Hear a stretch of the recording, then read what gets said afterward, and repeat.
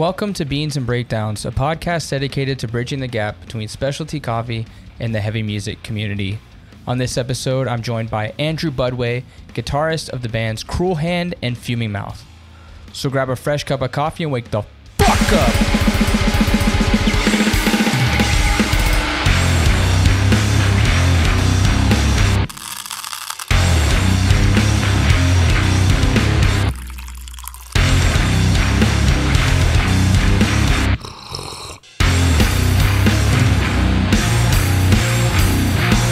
What's going on, Caffeinated Crew? Today on the podcast, I'm joined by Andrew, guitarist of Fuming Mouth, guitarist of Cruel Hand, most recently Hideous, which we'll talk a little bit about as well. How are you doing this morning? Good. How are you, Grayson? I am wonderful. I'm feeling great. The sun is shining. Yep. It's a wonderful day. Well, let's start with what you got drinking on your side. So right now I'm drinking a hot coffee. My friend Eric actually just picked this up for me the other night after a show in Cambridge. It's by a coffee roaster in Ipswich, Mass, called Little Wolf. It's it's an Ethiopian coffee. It's really good. Admittedly, I don't really do like straight up black coffee. Like I'll do like cream and sugar. So sometimes like doing like a nice coffee, I feel like I'm like destroying it a little bit, but like this goes, honestly, the cream and sugar really enhance this one. It's super floral and it was really good, honestly. So that bag that you just showed me, that's definitely something that I would love to pick up. Yeah, the tasting notes on it say like strawberry, rosé, and clean. Ooh. Yeah, it just smells super good. I cracked it open yesterday morning. I was like, whoa, this is a little different. I like it. That's awesome. I'm also drinking an Ethiopian. It's from Guji. Actually, I just talked to the guy who runs this company last weekend, so that episode will be out once this one airs, I believe. It's called Blegh Coffee, and it's nice. It's exactly it's like a metal themed coffee and streetwear brand. Oh yeah, but yeah, it's a natural Ethiopian Guji. It's got a lot of just berry taste, some like black tea, but nice. mostly just your standard Ethiopian berry flavor. It's very good. Oh yeah. Well, cheers. Cheers, brother. Where are you located? So I live in Quincy, just south of Boston. My girlfriend and my little dog is rolling around on the floor right now. So it's just south of Boston, like 15 minutes or so to downtown, but it's not in the city. And like we both of our families live like half an hour, 40 minutes south of Boston. So we're like very nicely right in between. So it's cool. Convenient for going to shows and like restaurants, but then it's easy to get to hang out with our families and stuff. So it's a nice middle ground. A lot of skating. Oh yeah. Yeah. We have a really cool skate park. There's like a bunch of cool street spots. I just started to try and get my skate legs back after like all winter. I didn't skate. And then I was like, basically since September, I've just been like flat out, like between like I was working out of state, like 50 hours a week, then doing both the bands and like dog stuff and just I'd never had a free second. So I was like, I can't really get the motivation to go out and skate in the cold anymore anyways. It's so brutal. Well, when you go into a coffee shop, when you're on the road, when you're on tour, what do you usually walk in and order? It kind of depends. I do a lot of hot coffee in the morning. Like, and if it's usually a lot of times I'll just opt for like the drip or like, I like a pour over too, depending on like how much I'm willing to spend that morning. But usually that, and I'll do like a cold brew or an iced coffee in the afternoon if it gets to that. But you're like a standard American drinking coffee. You don't go for like fancy espresso drinks and shit like that. I'm down. I just like, I'm not super versed. Like when we were doing the record, everyone was drinking cortados and I was like, what's a cortado? They couldn't stop. I should have tried one, but yeah, I'm I'm happy with like a standard cup, but like I like a I like a nice version of like a basic coffee, you know. I feel So you. I'm try different beans and stuff. We do a Chemex at home. Nice. That's pretty fun. We got like the automatic like thing that you fill the thing and just hit the button and it like has the rotating shower head. Oh Just like yeah. Is it the ratio? um what is that? It's the one that like it's kind of funky looking, but it has like a V, like a Chemex that you sit underneath it, and you just put the coffee in the filter, and then it like has a water chamber and stuff like that. It does sound like that. It's literally like a Chemex like product. So I don't know if this is the Okay, ratio third party. it's a third party. Yeah, Okay, yeah. I'm sure it's like the same exact thing. yeah. The ratio is just kind of. I think the ratio is going for like $600. So I don't know if that's. Damn, it's a nice version of what I got. That's sick. Yeah, it's like the nice version of what everybody has. Yeah. I did like doing like the gooseneck kettle and just, but like, especially where I was working like so early in the morning, like I had to like streamline the process a little bit without just going back to like the basic Black and Decker, like drip pot, you know? Yeah, that's what I so I do pour overs too, but it's not a V60. It looks like a V60. I mean it is a V60. It's not a Chemex, but it looks like a Chemex. But I love it so much. It's just gets the best possible cup for me, like the recipe that I have. And so no matter what beans I use, I feel like I get, what that bean is supposed to taste like. Yeah, definitely. I love that.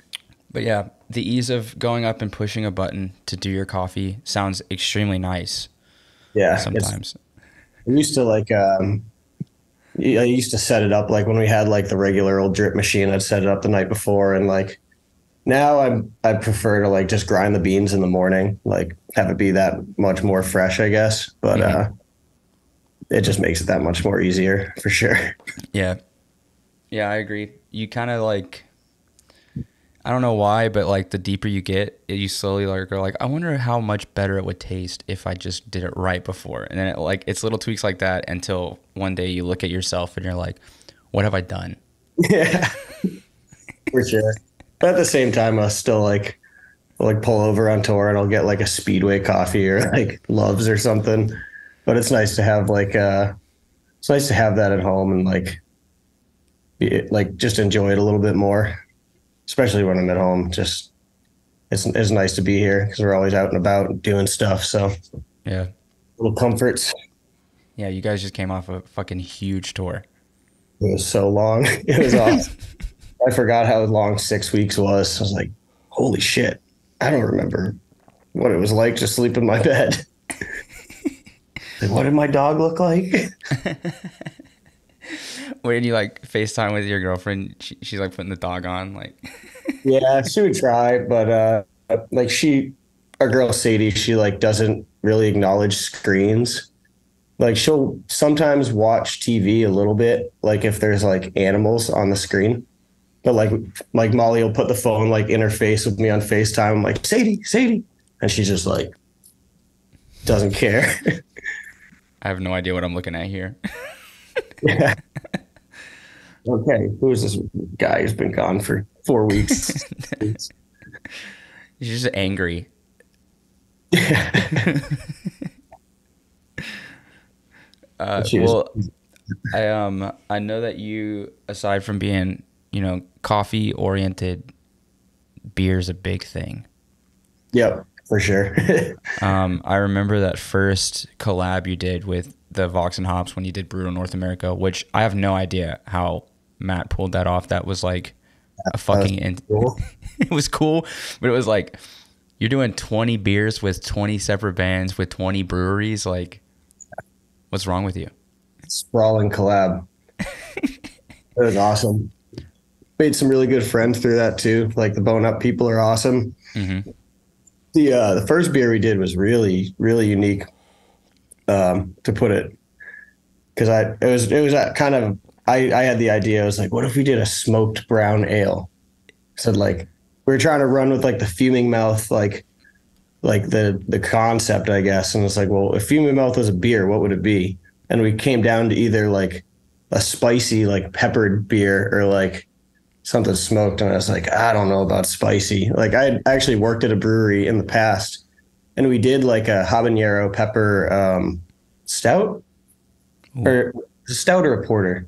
I think it was a stout, but that was good, but I was like, oh, that's such a like an acquired taste. And it turned out that the smoked brown ale was also an acquired taste. Like Mark's girlfriend Selena said that when she cracked it open, she was like, it smells like beef jerky. I'm like, well, that's smoked. But the newest one we just did was like a pretty sessionable like New England IPA. And that one's like, I feel like that's much more wide appeal. I still had some, honestly. I'm gonna have to swing through and get more, but so now we've done 2 of them. We just did that second one for the Decibel Metal and Beer Fest that we just did in Philly. That was really cool. Yeah, I saw some of the videos from the Decibel Metal and Beer Fest, and it looked really cool. Like, I think Hate 56 put out a video from Escuela playing. Yep. Hell yeah. Which, love that band too. Awesome people. Yeah, for sure. Y'all got some cool metal stuff coming out of Massachusetts. Yeah. Oh yeah.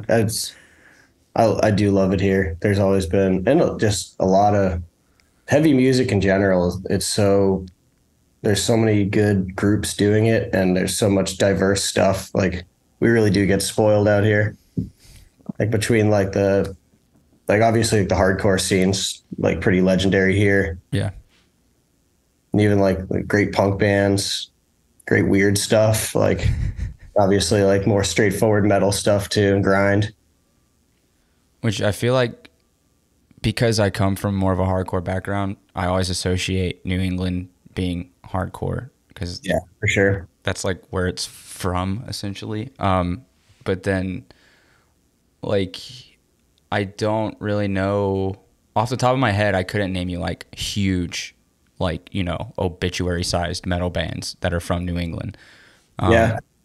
But it seems like now there's people that were from like hardcore and punk getting more into that like metal sound. Like I think Fuming Mouth's a great example. Like you're originally from Cruel Hand, and now you're playing huge tours with like Black Dahlia Murder, which is not technically a hard. I mean, it crosses over, but the older I get, the wider I kind of see it. Where I'm like, okay, well, like they sound like they're influenced by like At the Gates, and then that's like that loops back around to like all the early 2000s, like metalcore and like heavy hardcore and melodic death metal and stuff, and like it's just all so like interconnected, you know.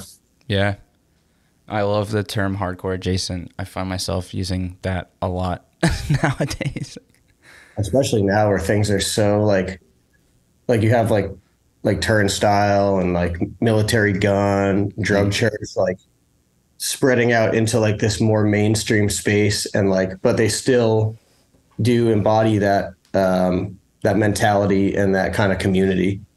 Yeah. But like bringing it to like a different kind of stage, and like different, like more I guess a less dogmatic form. I don't know if that's the right term. Like less structured, less rigid, but yeah. I don't know. Are you familiar with the band MS Paint? I just heard them for the first time the other day, actually. It's really interesting. Not what I expected at all. No, but watching their live sets, there's people moshing to that. Like, I gotta see that. I just heard the Bandcamp and I was like, whoa, this is like really aggressive synth. Like, I only heard a couple songs, but I was like, wow, this is wild. Cool stuff. It's an acquired taste. No, I'm just kidding. It's good. It's definitely like outside of what I am used to. Yeah. When I think of heavy music. Outside is cool because it's like, I feel like that is the spirit of what we're all doing. And then ultimately we end up kind of inside of this thing that's like, you know, it's to a normal person or whatever, or just someone with like more mainstream taste. It's like, well, that's really outside of what, but then we have our own like defined, or it's like, oh, like hardcore is this, metal is this. And then like, we have to go outside of that, or else we end up in the same like kind of like plateaued kind of thinking, I guess. Yeah. I don't know if that's the right word, but Yeah, I think it's getting, I don't want to say comfort zone because I don't think that, hardcore or metal is very comfortable music. It's very aggressive, but I hear what you're saying. Like just kind of leaving your idea of normal when it comes to, your categories or genres and things like that. Like the mixing of genres is how we create like a more broad and then attract more people to come in. Like MS Paint may not be the heaviest shit you've ever heard, but there may be kids that like, that newer hip hop or like hyper pop hear MS Paint and they go to a show and then they see Military Gun. Like that's cool. Yeah, definitely. That's a good comparison. I did not think of hyperpop, which is not something I'm super well versed in, but I was like, me neither. I was thinking of like wow, like I don't know if this is the best way to put it, but like it definitely reminds me of like it's like counterculture, like almost like it's like ravey kind of. Yeah. Alternate rave. Like if raving was also punk at the same time. I don't know. Have you heard that band from Houston, Omerta? No, I haven't. So it sounds like if Slipknot didn't go mainstream and kept being 20-year-olds, and then followed like other like it's some strange shit. So their newer single that just came out is very like it starts extremely aggressive and crazy, but then there's breaks in it where it's like hyper pop melodic jazz chords with like singing, and then it like goes back into this like break, like it's the weirdest shit I've ever heard. But I love that band. Oh, that sounds wild. I have no idea how they're playing it. I've seen them play the song like 3 times live, and I'm still listening to the recording. I'm like, how are you doing this? Wow. So, yeah, cool. Kids are smart. Yeah, it's amazing. I can't. The older I get, I'm like, damn, I'm dumb. Like these kids, are fucking geniuses. It's so funny. I think the older I get, the dumber I get. I feel the same way. I can't remember shit. I feel that. Like I can do these 3 things pretty good, and I'll just keep doing them, I guess. You want me to play drums like this? I got you. Yep. Outside of that, I'm not very good. Yeah. I didn't even realize that you had done that other beer with Bone Up, but I'm on their mailing, I'm on their email list because y'all released that first beer, and so I'm like, how do I get their beers here without getting arrested? Yeah. Is it illegal to ship internationally? There's ways around it, but they're not ways that I would pursue. I see. You can. I've heard people do it and get away with it, but it's iffy. But it won't fly fully above water. No, it's definitely not above board. I was gonna say I could always ship you some, but I don't want to risk. I don't want to risk the name of Fuming Mouth, your name or mine. Hopefully I'll get to play around Boston or Western Mass or something like that and be able to pick it up sometime soon. Yeah. So that would be, I think, better maybe. Yeah, hell yeah.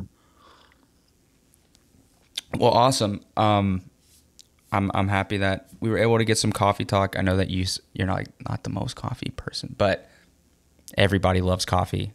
Oh yeah, I drink it every day, like 2 or 3 of them. Same.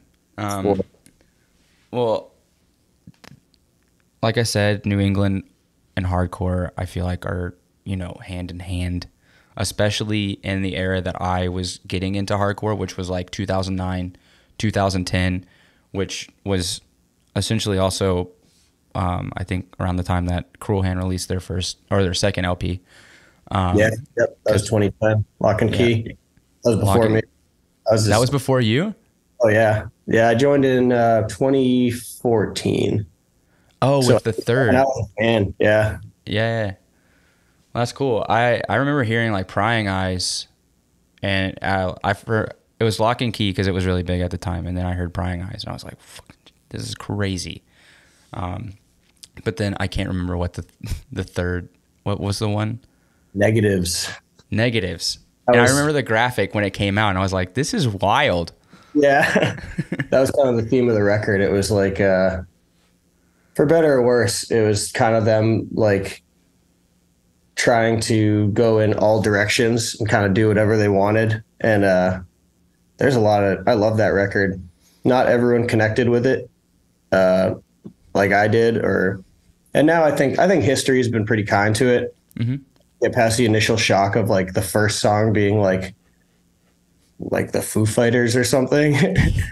It's like real, like, it's not a super heavy song. I love that song, but like within the interior of the record, there's like some real ass beater parts. There's a wide variety of stuff. Some really crazy riffs.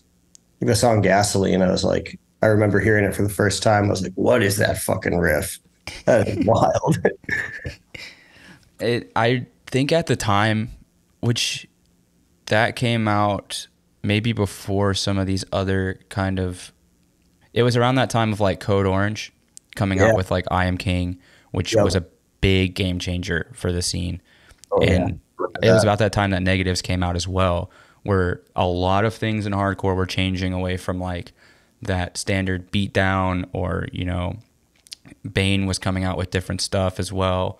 Like it was a big time that I can remember, like going to shows and hearing shit. And I was like, this doesn't sound like, like standard mongoloid stomping shit. Like this is like refined, smart people hardcore.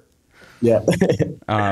So I do remember that record coming out and listening to it at first. I was like, this is not at all what I thought was going to happen. Like this is strange. But then as other records came out, and I was like, okay, like this is where we're going.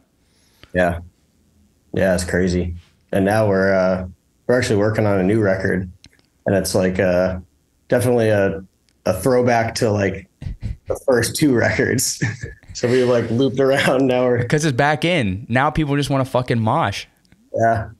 I mean, I always, as a fan, and I love doing like the more rock oriented stuff that we did. As a fan, I just always wanted to hear like another Begin Dissension, or like stuff in that vein, like Broken Glass on Lock and Key. Like honestly, that whole record, that was like huge for me. It's like, holy fuck, this is like hardcore's Metallica. I love that shit when he started singing like Hetfield. Yeah, So I always wanted to go further down that kind of like metallic direction. And now we're kind of like, the new stuff is like definitely in that vein, definitely in like Without a Pulse, like fast, like D-beat stuff. And I'm super excited about it. I don't know when it'll see the light of day, because we're working in between Terror and Fuming Mouth, but eventually. Oh, good luck working between Terror, because that's a busy band. Crazy. I don't know how Chris does it. I mean, they're a pretty amazing band. Like I actually was working for them on the Black Dahlia run, doing stage for them, and it was pretty fucking cool to see how because I've seen them so many times, but like seeing them night after night, it's like these guys are fucking machines. Like the way they do everything is pretty fucking inspiring. Mm-hmm. And they're like, Chris had like a week off. Like he got home. Now he's going to Europe. Like they're so busy. It's crazy. Yeah. I feel like Scott really puts 100% into that band, and that's like from that vision, it's become like the machine. Like I feel like a lot of people, their first encounter with hardcore is Terror. Yeah, absolutely. That was like definitely one of the first contemporary bands that I discovered after thinking that hardcore didn't. When I was younger, I got into like the 80s kind of stuff, hardcore punk. And I watched that documentary, and at the end, they're like, hardcore died in 1984. Like, so I was a kid, and I'm like, damn, that sucks. Like, there's none of these bands anymore. I love this stuff. And I remember going to a skate shop in Rockland, a town over from where I grew up.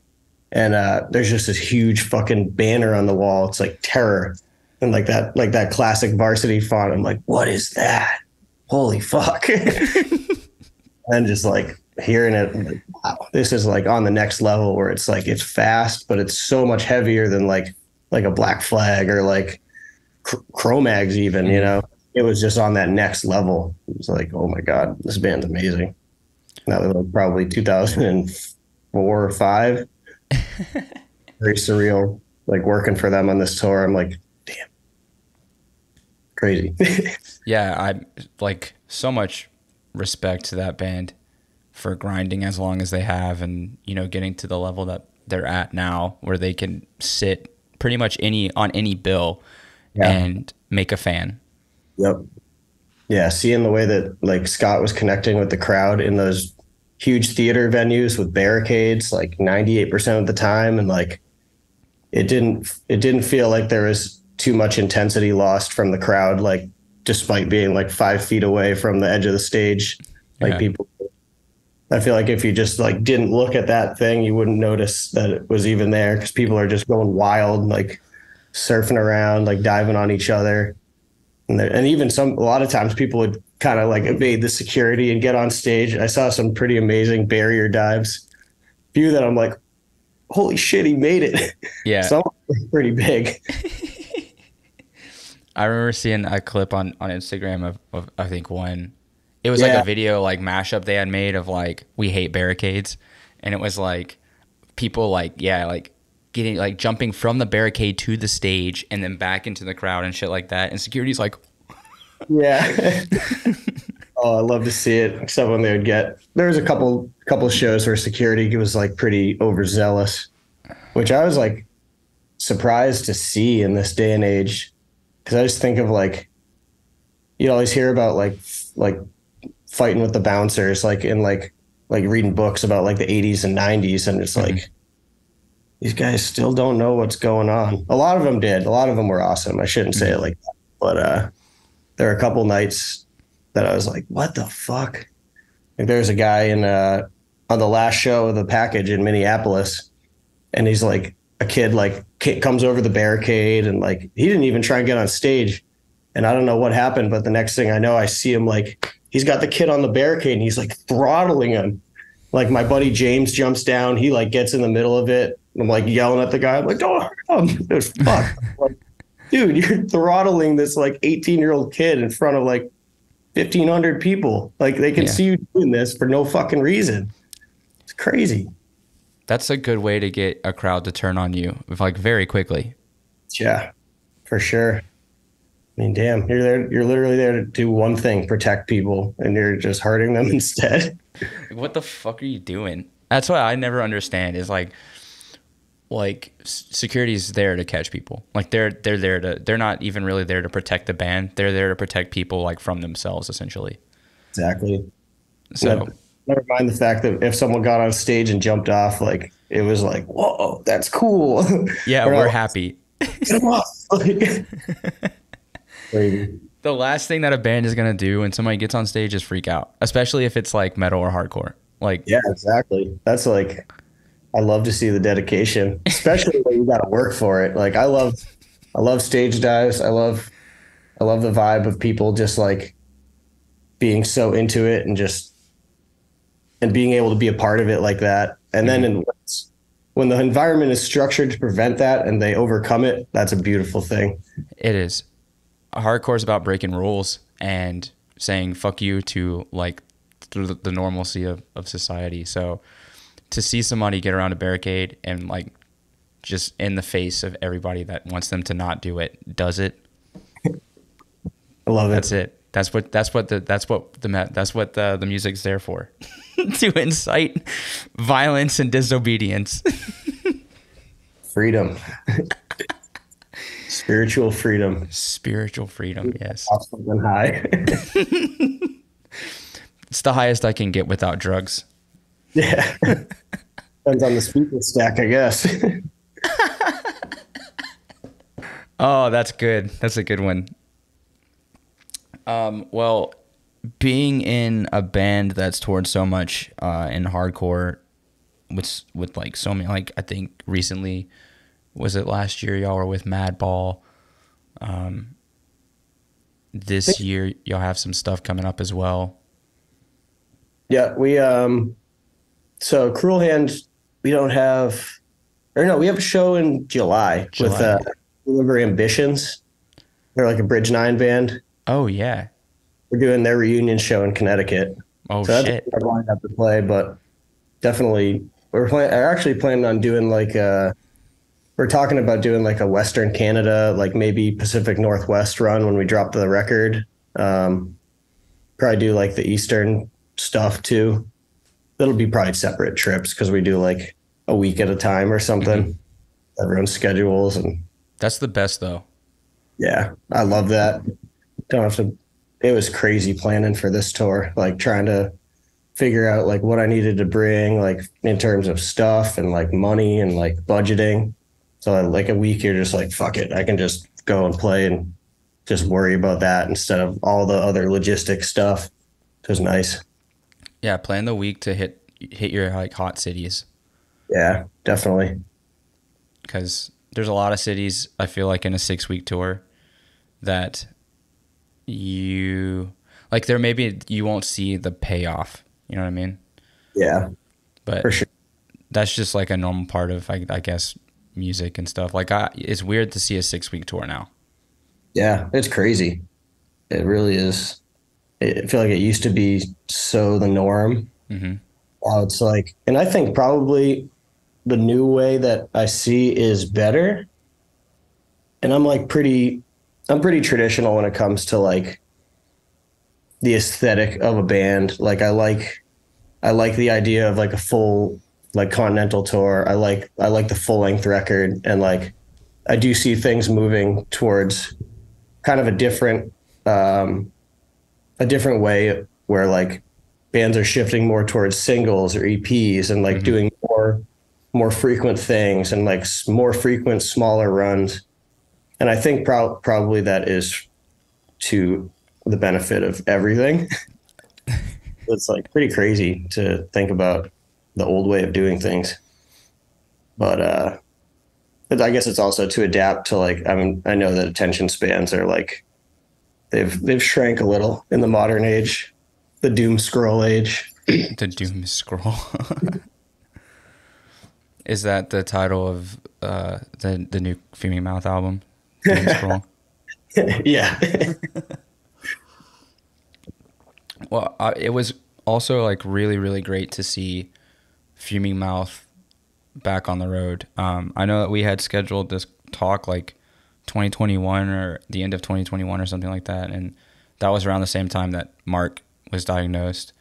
And so there was a lot of uncertainty around what was going to happen. Obviously, not just with Fuming Mouth, but you know, people's lives in general. But seeing you guys, you know, back on stage, seeing Mark playing again, that shit was like, it was emotional.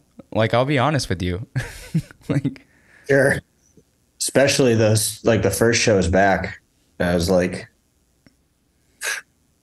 it was definitely like a wild, like emotional cocktail just being up there and also playing at the same time and just like having these crazy complex feelings of like, you know, you're like, it's just crazy. It's just a very emotional thing. Like you think about all that, like he's like that he had been through and like everything it took to get to that point, and you're sad that it happened and you feel, you know, but it's just also so happy and like just like a outburst of joy, like just being back up there with him again. And it was amazing on this tour, like watching him get stronger and stronger, like as the weeks went on. Like that was really, really fucking amazing. A blessing. I don't like, for me, that set, it was so like it was very different than what the rest of the bill was, obviously, because, you know, Frozen Soul is very much more like traditional death metal. Yep. You got Black Dahlia, Despised Icon, like it's very, very diverse. But then you guys come up, and I don't know if a lot of people had seen Fuming Mouth or heard Fuming Mouth before that are like the Frozen Soul people and stuff. Yeah. So coming up and just hearing like a wall of HM2, and then it's just very fast. It's so good. Like, I was one of my, like, if not my favorite, like second favorite set of the night. Like, super stoked. That's awesome. I was super psyched too. So, and I had an awesome poutine after. That was the Oh, where'd you best. get it? Where'd you get the poutine from? I can't. It was just around the block.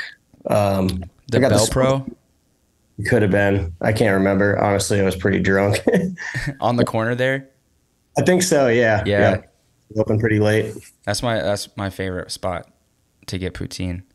Oh yeah. Yeah. It was awesome. Came in like the metal dish with like the fold over lid and like Oh yeah, I got the smoked meat, of course. Gotta. you got it. So good. I seek it out like at home. There's like restaurants that do it. None to the caliber that you'll find, but you know. It's life ruining. Yeah, I know. I'm always ordering. I'm like, oh, like it's good, but like the curds aren't really the same. And that's the big thing. I heard that the curds that like they're not even like necessarily legal in the United States because of like they're not pasteurized or something, or No, that's why they're so good. that's why they squeak. Yeah, yeah. None of the American ones squeak. It's crazy. It's because Americans are weak. Can you do? I'm just kidding. I'm American, so I can say that. Yeah. I had no idea what poutine was until I moved to Montreal because Yep. I'm originally from Georgia. Okay. Hell yeah. We don't eat poutine. Yeah. That's a heavy dish for down there. It's hot. Yeah, it's too hot. I mean, to be honest, I'll eat it anywhere. But, We have a weird. There's like kind of. It's not a weird connection. Like I wasn't in a band, but the band Vatican is from my hometown. yep. I know those guys. We did And a couple tours with them, I think. and like I think Hosian filled in for some dates with y'all. Yep. Yeah, he did. He filled a whole tour for us, which was like the gnarliest tour I've ever been on. Poor dude. We were out with Breaking Wheel from Michigan. I don't know if you remember them, but we did some shows. We did the whole tour together, and Creeping Death was on some of it. So that was our first meeting with Creeping Death. Great guys. I love that band. Yeah, how was that? Awesome. It was at the time Hosian was the only sober person in the van. So every night after the show, he'd be like, Hosian, can you drive? Fucking poor guy. That was a brutal tour. We were all, I think we did the Fuming Mouth van and no AC. It was like 4 or 5 weeks in the dead of summer, full US. Christ. He's a soldier for getting through that one, especially sober. Well, tell me what you've got going on. I know you mentioned Fuming Mouth. I mean, Cruel Hand is writing some stuff. Yep. What does Fuming Mouth have on the docket for the year? So we got a record. Our full length record's dropping in the fall. As of yet, undetermined, but sometime in the fall. We're getting everything, the artwork sorted and the layout and all that. So that should be out around then. We're doing 2 European festivals before then in August. We're doing Dynamo and Summer Breeze. Nice. Cool. Those are like, just looking at the lineup, I'm like, In Flames, Megadeth. Like, Fucking Dynamo, man. That's a legendary fest. yeah, that shit's on my vision board. I watch like the Biohazard and Nail Bomb sets from like back in the day all the time. Machine Head. Is it the 95 Nail Bomb set? Yeah, yeah. So good, dude. The greatest set. Like, it's so good. I don't even want to get into. It's just I'm getting chills thinking about it. It's fucking one of the best sets. When we got offered that, I was like, what? That's so fucking cool. There's a lot of crazy shit on that for this year too. Yeah, it's literally our first mainland European shows. We played Finland like 2 shows in like 2 days, and then we came home. That was the beginning of 2020. So it was like we did the Integrity Run, that, and then the beginning of that Acacia Strain tour, and then got on. I was pissed off about that. I was so angry about the Acacia Strain tour having to cancel because it was going to be at Bar Loritz, which would have been the most violent show, I think, in Montreal for that year. Because it was Creeping Death, Acacia Strain, Fuming Mouth. Who else was on that bill? Rotting Out and Chamber. Chamber? Yep. Oh, dude, that would have been the scariest show. It was a really fun 2 weeks. It was going to be 5, but I think we made it down to, they made it out to Anaheim. We ended up dropping the day before because we kind of had a feeling that the tour was going to get canceled and we didn't want to be like another 18 hours west when we had to turn back. So we ended up dropping a day early. Everyone went and played Chain Reaction. They did like 2 shows for like half capacity. But we ended up finishing in Odessa, Texas. It was like an off day show. Played with Flesh Rot. Some other, I can't remember the other bands, but it was sick. It was like a great last show for a year and a half at least. Odessa is such a weird fucking town. It's out there. It's far. We did a crazy loop back. Like we dropped off our bass player in St. Louis area. Or no, I forgot. No, we went to Fort Wayne, Indiana, dropped off our tour manager, dropped off our bass player in St. Louis, and then home from there. It's like, and that's like, in that era, we did a lot of just like finish a tour, drop someone off here, drop them off there, like zigzagging home from like Colorado or something. Jesus. Crazy.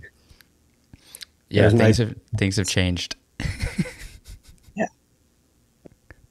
Packing the van full. That was brutal because I cannot sleep sitting up. Like I'll go on the van floor or like on the bags or something. I can do that, but I cannot sleep sitting up in a chair. Your neck all jacked up. Oh my God, yeah. Yeah, even the benches, like my back, I was doing like a hardwood flooring delivery over like a lot of the pandemic. And like that definitely tweaked my back. And then I got it at LDB. There's a chiropractor. I got my shit sorted out and it felt awesome for like about as long as it took to go on tour, and then sleeping on like the slanted like benches, just like same spot. I'm like, fuck, I gotta go back. Where's that LDB chiropractor? You're stopping in Louisville to see him. Rock. I'm not sure where he was from. I guess he must have been from the area, but maybe not. I just been a travel Cairo. Well, that was sick. That was probably like the best fest amenity I've ever seen. What is Hideous? So Hideous is a death metal group from Boston. It's my buddy Jason, Greg, and Nick, and my friend Jake, who's in Final Gasp. And I kind of came into the fold because I was just filling in for Jake because he's super busy with Final Gasp. He's in a few other bands. So, and then he just got really busy. So I kind of like absorbed into the band playing bass. And now it's like, I think he would still probably play shows, but it's like it's like a team of bass players. Yeah. It's really cool demo. I think it's probably coming out soon. Definitely like more traditional. It's like Swedish death metal. Kind of. It's super fun. I like playing bass in that. Bass is always the instrument you play when you want to have fun. Yeah. Yeah. Guitar's a little stressful, but at least at the beginning of like a tour. By the end of that tour, I could just literally get up there and just, it was so like dialed. It was crazy. So the shows, we had a couple shows when we got back, and it was like so nice to play near home and just be that dialed too. Mm-hmm. Where I'm like, I can just show up and just play and not be sweating it too much. Those are fun shows. We just played the other night with American Nightmare at Middle East. That was really cool. Fuck. I haven't heard American Nightmare in so long.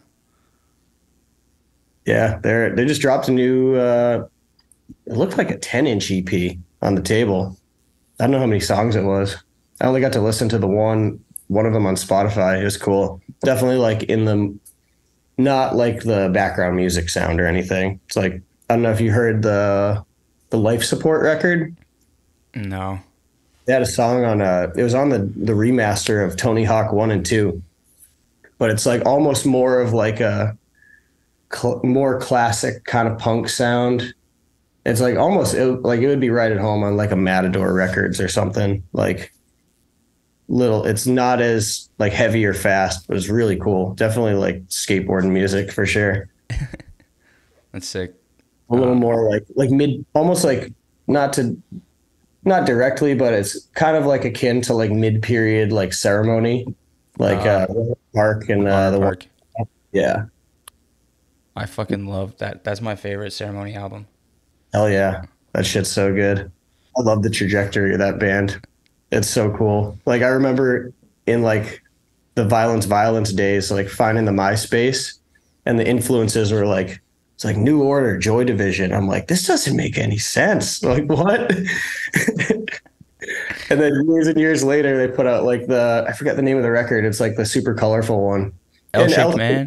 That one, like I was like, oh, there's the New Order and Joy Division. 15 years after the fact or something. Maybe not that many, but crazy.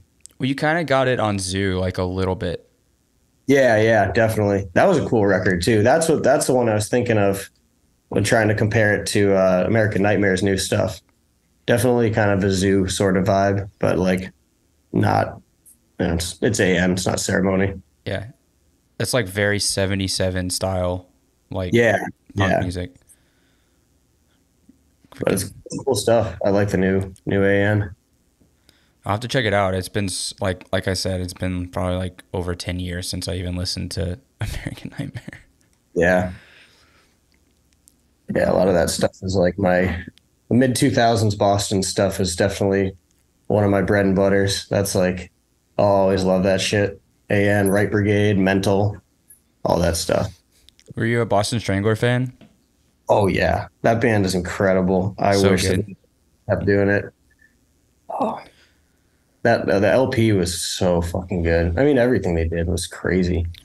I had like a very heavy like Youth Crew phase, like probably 07 to and past, like into like the 2010s for sure. I still love a lot of that stuff, but like a lot of it is like kind of the same thing over and over, and then that stuff you just forget about. But like the really top tier shit is like so amazing. Mm-hmm. Even Judge still, I spin Judge all the time. Judge is incredible. It's like I almost didn't realize how amazing Judge was until I broke Edge. Listening to it stoned, and I'm like, this is the craziest fucking band. Like it's so epic. Well, Andrew, this has been a lot of fun. Hell yeah. Glad we finally made this happen. Me too. It's like over a year. Funny thing was when you just hit me back up, I'd remembered it like in like the past like couple weeks before that, and I was like, I should hit him up. We should do this now. So it was like strangely serendipitous. Yeah. I think it was because this is the first tour back, and I was like, okay, like I saw videos and I was like, all right, it's time. I think we can do it now. Oh yeah. Yeah, I'm psyched on everything going on now. Feels really good. Really, band is really swinging. It's awesome. We're probably we're probably the strongest we've ever been. Now we have like pretty locked down lineup. We got our own drummer now. He's great. I have to keep stealing our friends' band's drummers. Super stoked for you guys. Like just really, really happy that y'all have overcome all the obstacles, and that set was super strong. So thank you so much. It felt awesome. Well, before we go, let me know your favorite city for Beans and Breakdowns. That's a tough call. We were talking about this in the van a little bit at the end of the tour, because like our tour manager and merch dude James, he's originally from Massachusetts. Like I grew up going to shows with him, but he's been living in LA for a while, and he got the nickname LA James because he's like, I'll never live anywhere but LA. What is my favorite city? It's hard to say, because I think that there's really great things about most places. Dare I say all places? But I really love San Diego. Is pretty fucking sick. And also I love Burlington, Vermont. That might be my favorite city. I'll go with Burlington. Nice. Because it's definitely not, I know it's coming up for music. Like it's kind of like definitely a smaller scene, but great coffee, great food, great beer. I love the mountains. And like, hopefully the scene continues to grow there. Get some breakdowns there too. We need to get some breakdowns in Burlington. They got the venue. Yeah, definitely. What is that? It's not 242 Main anymore, right? Or is Higher it? Ground? Oh, okay. Damn, I don't know Higher Ground. I gotta Maybe check that it. used to be the venue. Like it used to be something else, but every band I see going through there plays Higher Ground. Yeah. We were talking about trying to get a Cruel Hand show there. I don't know who to talk to, but it'd be sick. Y'all should bring it up here. Hell yeah. We definitely could do that. Do like a Burlington, Montreal, Toronto, something like that. Or go the other way, hit Quebec City. How far is Quebec City from Montreal? 2.5 hours. It's not bad. Toronto's like 5, 6. 6-ish. Yeah. A lot of fucking awesome bands in Toronto right now too. Hell yeah. The band Friction. Yep. Yeah, they're great. What's the other band that those people are doing? Fuck. I can't remember. It's too much. We played with them on the Harm's Way show when we went through Toronto. It was a heavier band. But it was like same crew of people. I'm trying to remember. I know what you're talking about though. It's the Homie Shit people. Yeah, exactly. What was the band? Fuck. Real World? No. Was it Real World? Yeah. Yep, we played with them. Okay. The Morbid Angel rip tape, and then they dropped what was the record? It was really crazy. I've never even seen them. I've only seen Friction, but I'm a big fan. Problem Child. That was the record that I was like, damn, this shit is fucking wild. Good stuff. Shout out to them. Shout out Homie Shit. Shout out Steel City Hardcore. Fucking awesome. Cool. Well, Andrew, thanks again for your time. Hopefully we'll be seeing Cruel Hand soon, because I would love that. I've never seen Cruel Hand live, so We'll definitely be around for sure. Even if y'all play Vermont, I'll drive down. I'll definitely keep you posted. I think Fuming Mouth should be back through the area in the fall once we drop our record. So that'll be like a full North America, I'm sure. Definitely hit Montreal. That's always been like one of our strongest cities. We did like my favorite Montreal show besides the one we just did was we did the basement of a skate shop with Creeping Death. Yeah. That shit was fucking cool. That was wild. Some friends that I met like after that show had happened, because I was like, oh, yo, I'm going to go see. I met them at the Jesus Peace show. And so we were talking about it, and they're like, oh, yeah, the first time I saw Fuming Mouth was Creeping Death at Lopez in the basement. And it was like a speakeasy show, basically. Yeah. It was like a concrete room. There was like a little bar. Remember they gave us like a case of Pilsner. It was like one of my favorite beers from Canada now. The View Pilsner or whatever. Yeah. Like the colorful. The can. Now they got like the bunnies on them. Yeah, the white rabbits. I didn't know. I was kind of beating the shit out of those beers when I was just up, and I was like, I remember the bunny. Like, I don't know what it was for, but I like it. I have no idea what it's for. I love the old timey art. Yeah, it's cool. They also have PBR, like higher ABV here, the blue cans. Yeah, the Fort beer. That is dangerous. For sure. Can only imagine. I never really did that one. I think I've had a couple, but I'd literally always get the Pilsner. Yeah. So it's like, it's so cheap, but it tastes cheap too. Yeah. But sometimes that's nice. And I like when you can just like I do shy away from like the higher alcohol beers because I like to just be able to just drink more beverages and just like always sipping rather than have like 3 and be like, whoa. Yeah. That's true. Montreal's the beer stronger in Canada. Yeah. That's what they say. But well, thanks again. I'll be looking forward to seeing y'all soon. Hell yeah. It's a pleasure.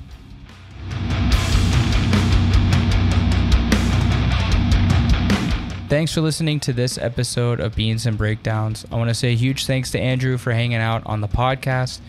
It was great being able to talk to him. Be sure to check out music from Fuming Mouth and Cruel Hand, available on all listening platforms. If you haven't already, both bands are really, really great and very different in sound. If you've enjoyed the podcast, please subscribe and leave a review. You can find out more information about the podcast by following us on Instagram at Beans and Breakdowns or on the web at beansandbreakdowns.com. Until next week, be sure to stay caffeinated and wake the fuck up.